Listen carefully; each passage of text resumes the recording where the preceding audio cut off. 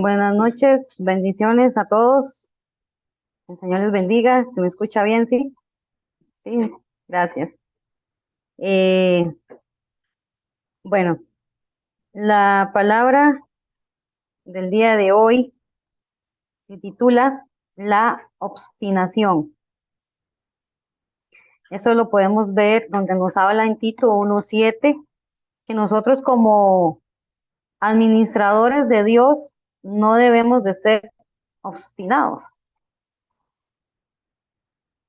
Esta es una actitud que nosotros debemos de evitar, ¿verdad? La obstinación.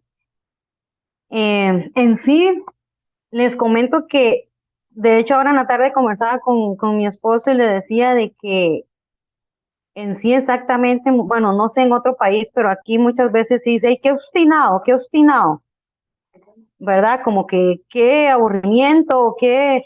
Y no sabía exactamente a qué se refiere cuando habla obstinado, pero en la palabra. Hoy lo vamos a ver. Dice que es la traducción de la palabra griega, dice autadeis, que es traducida de la siguiente manera en las siguientes versiones. En la Reina Valera dice que es traducido como soberbio, en Dios habla hoy es terco, en la Biblia de las Américas es obstinado y en la nueva versión internacional es arrogante.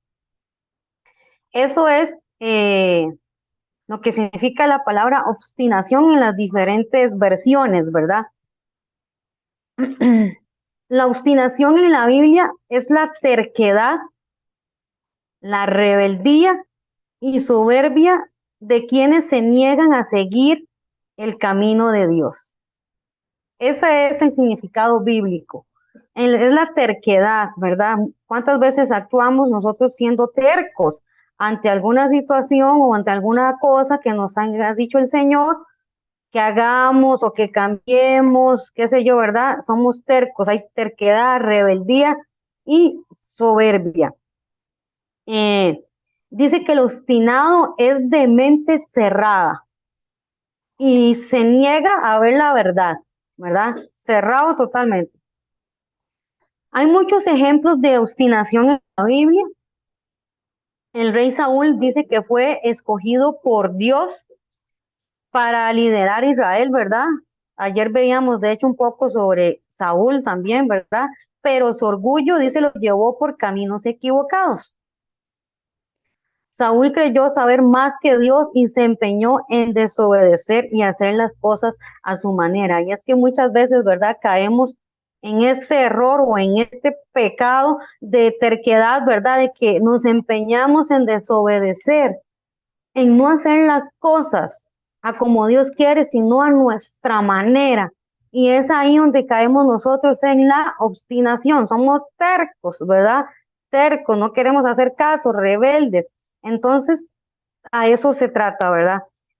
Samuel enfrentó la rebeldía de Saúl diciendo, porque como pecado de adivinación es la rebelión y como idolatría la obstinación. Nos dice en 1 Samuel 15:23. Entonces, imagínense lo que dice, y como idolatría la obstinación, como idolatría.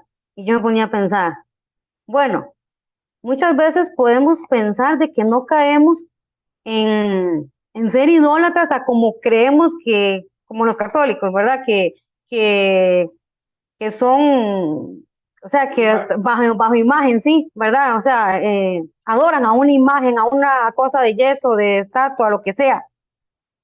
Nosotros no podemos caer. Igualmente, dice que la idolatría es la obstinación, o sea, la terquedad, el no hacer las cosas como Dios quiere.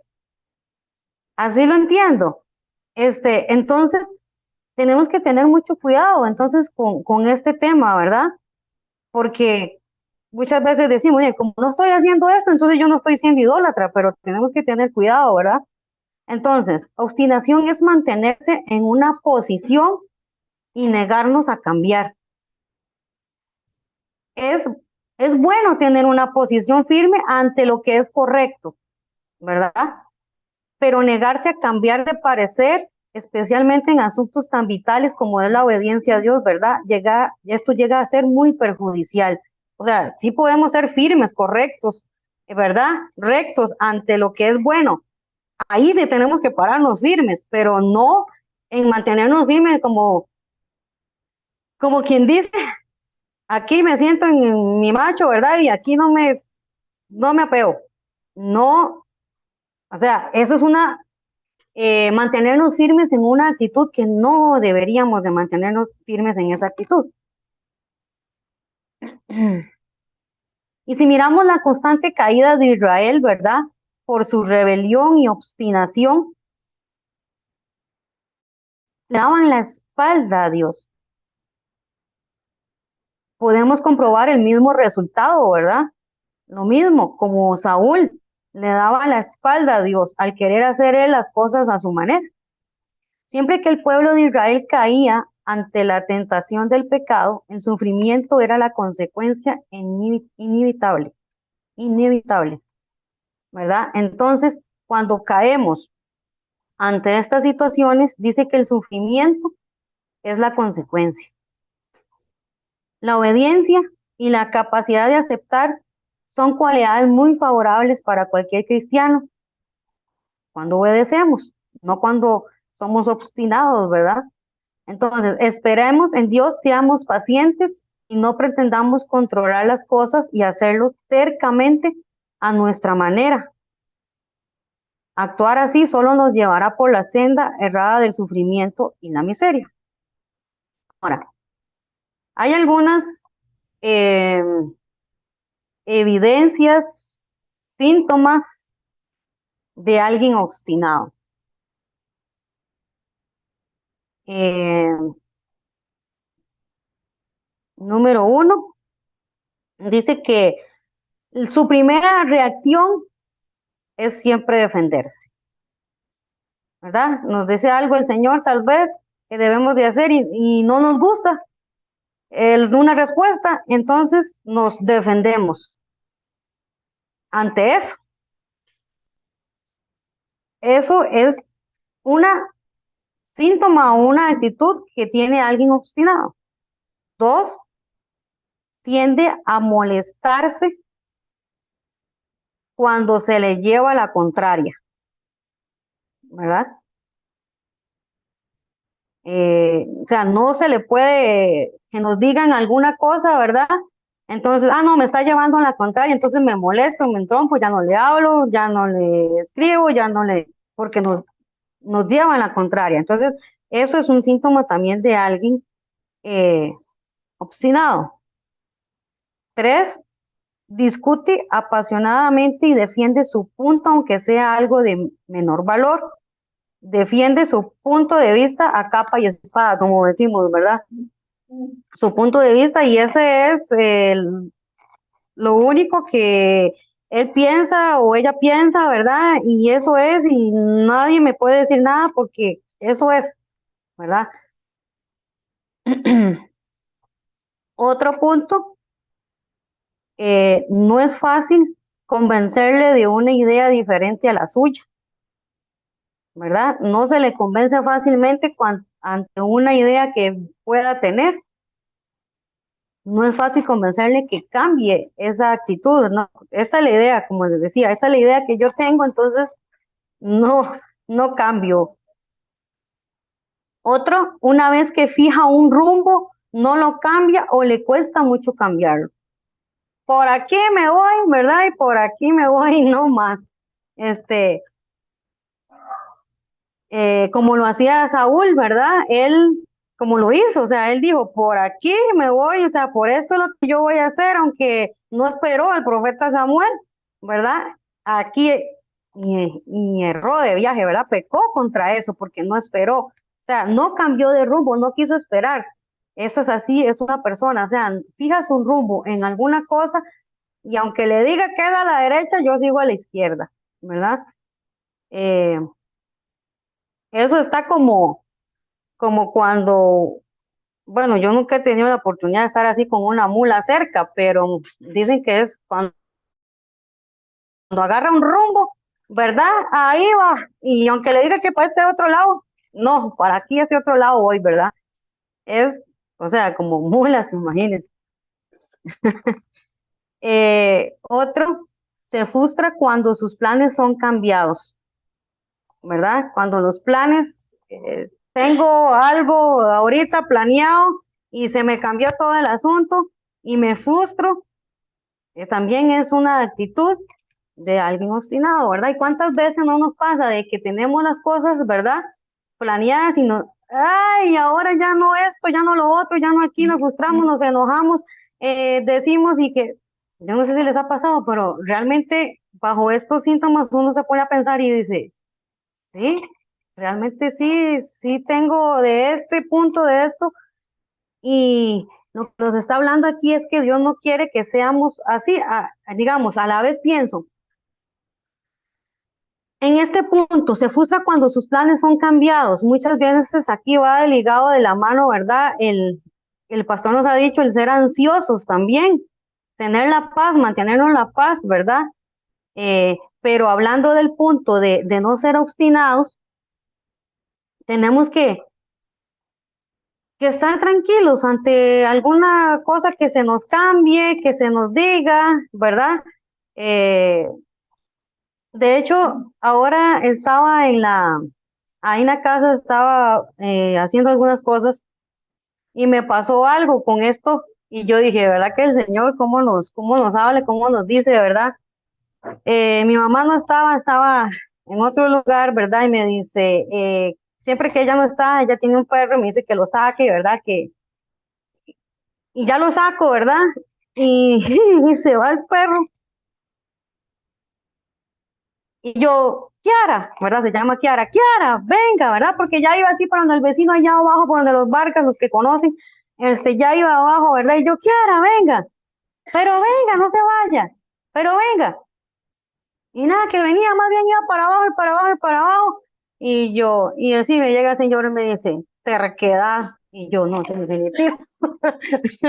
¿Verdad? O sea, como que hasta los animales, pero me hizo tanta gracia, ¿verdad, Mick? De que terquedad, así somos. El Señor nos habla y nos dice, y no, nosotros en lugar de escuchar, ahí vamos, más bien, ¿verdad? Haciendo lo contrario. En otro punto dice, no distingue entre, entre un ataque personal y una diferencia de opinión, ¿verdad? Muchas veces lo sentimos como ataque personal y muchas veces puede ser que alguien tenga una opinión diferente a uno, pero no, lo sentimos que es un ataque, ¿verdad? Contra uno. Eso también es un síntoma de una persona obstinada.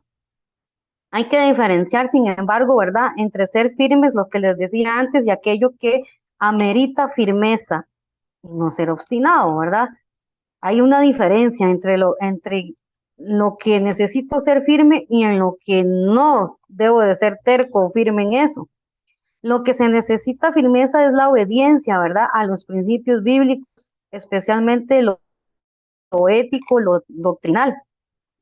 Lo que no podemos negociar es con lo que es pecaminoso, pero aun cuando defendemos lo que es bíblico, siempre es necesaria una actitud de amor y humildad. Lo veíamos ayer, ¿verdad? Sobre la prédica, sobre lo que es la humildad. Entonces, en todos los demás casos, dice, debemos ser flexibles y humildes. La humildad, la obstinación es lo contrario, ¿verdad? De la humildad. Porque humildad es dar, dice, no dar un brazo a torcer.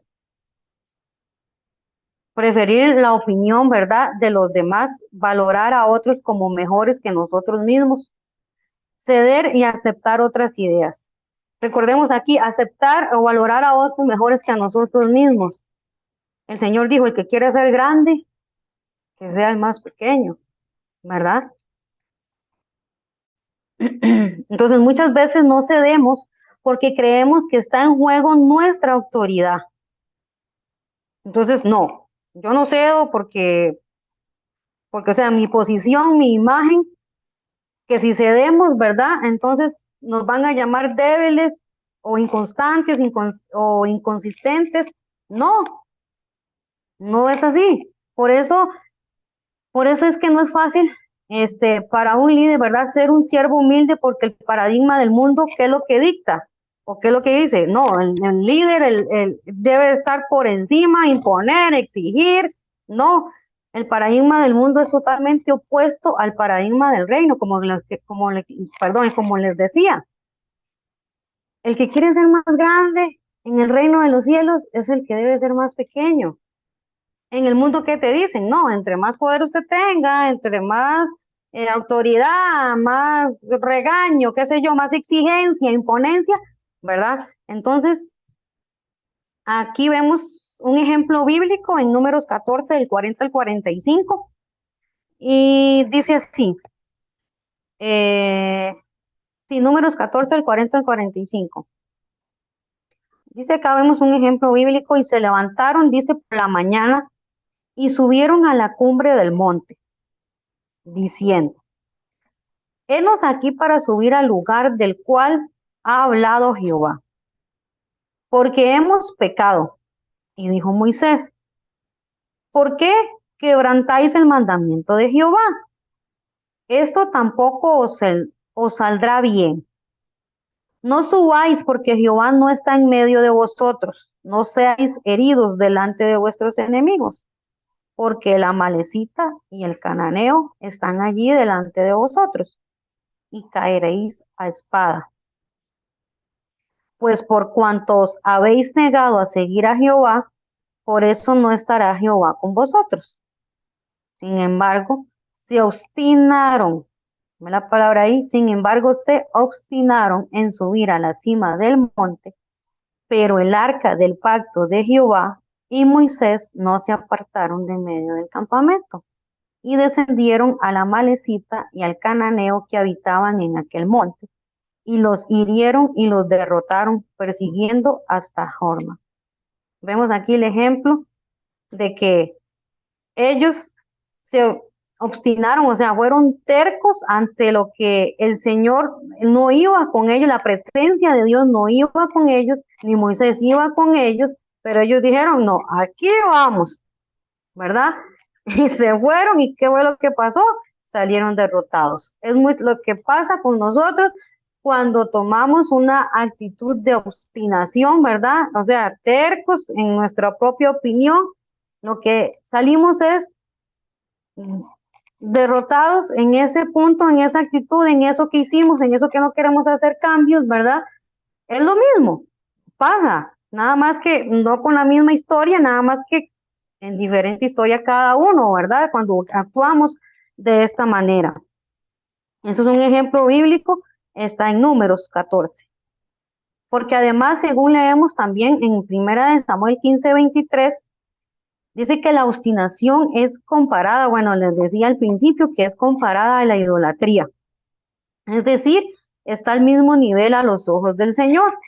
El pecado de idolatría como la obstinación es comparado y es igual para el Señor. Entonces, por lo tanto, un obstinado es un idólatra, ¿verdad?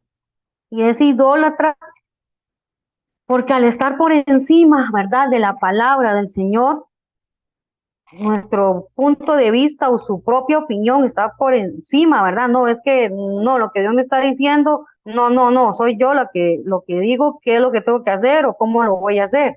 Entonces, al estar, ¿verdad? Por encima, pues se convierte en idolatría.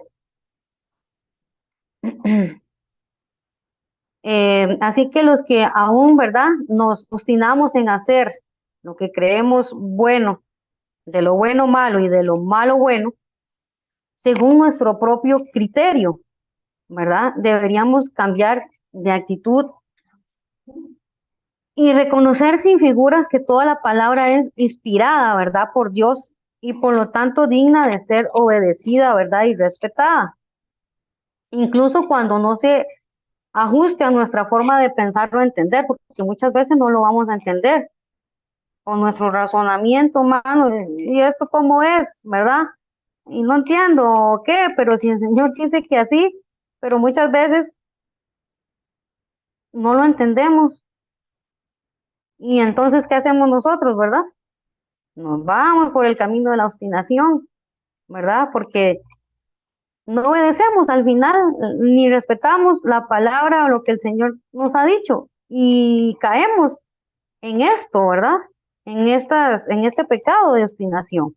Somos nosotros, este, los que debemos ajustarnos, ¿verdad? A la palabra de Dios y no la palabra de nosotros, ¿verdad?